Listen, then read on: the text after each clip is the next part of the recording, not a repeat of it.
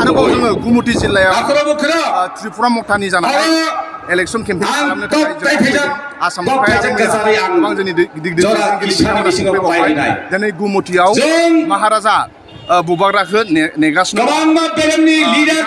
सफैगोन जोबोद बाथ्राया बेनो जे आसामनि मानगोनां गोबां साननिफ्रायनो थानाय जे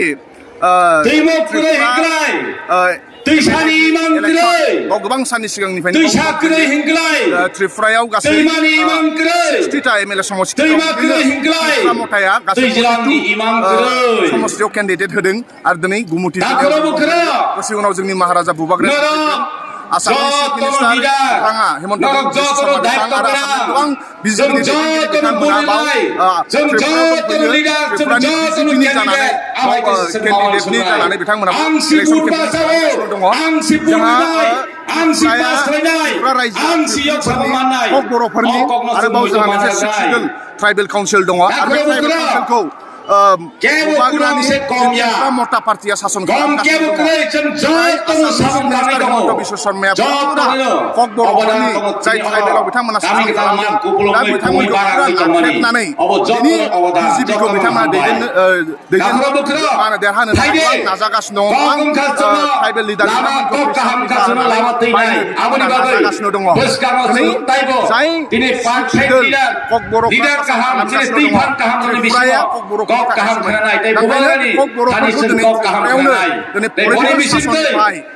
बिथांमोना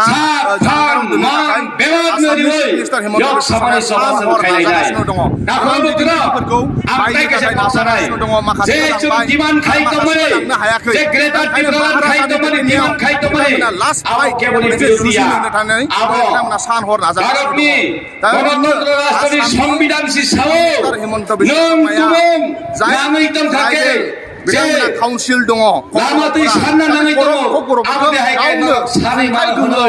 थानानै गावनि गोसोबादि खुंनो थाखाय होनो नांगौ जोंनि आसामावबो जोंनि बिटिआरआनो होन कार्बि आंलंआनो होन डिमा हासावआनो होन दिनै काउन्सिल डिमा हासावआव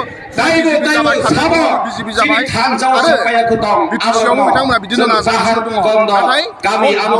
जाय कक बर' बिथांमोनहा महाराजानि दैदेननायाव बिथांमोना दिनै सान हर नाजागासिनो दङ गावनि गावनि राजनितिक खालामनो थाखाय आरो बिथांमोननिफ्राय जोंहा गोबां सहाय लानो नांगौ जाय भुटाननि वारियर बिथांमोनहा महाराजानि दैदेननायाव बिथांमोना दिनै सान हर नाजागासिनो दङ गावनि गावनि राजनितिक आरो बिथांमोननिफ्राय जोंहा गोबां सहाय लानो नांगौ जाय भुटाननि वारियर बिथांमोननिफ्राय लानो नांगौ आरो बिथांमोना जुजिगासिनो दङ जोंबो बुबाग्रानि जानानै त्रिपुरानि जानानै कक बर'नि जानानै बिजेपिखौ जोंबो गोबां साननिफ्रायनो महाराजा बिथांमोनखौ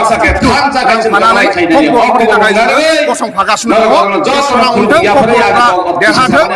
फैबाय थानाय 16 जि फेब्रुवारि इलेक्सन दङ बेयाव जाहाथे बिथांमोना देरहायो बेखौनो जोंबो आसा खालामनाय थाबाय गोजोन्थों।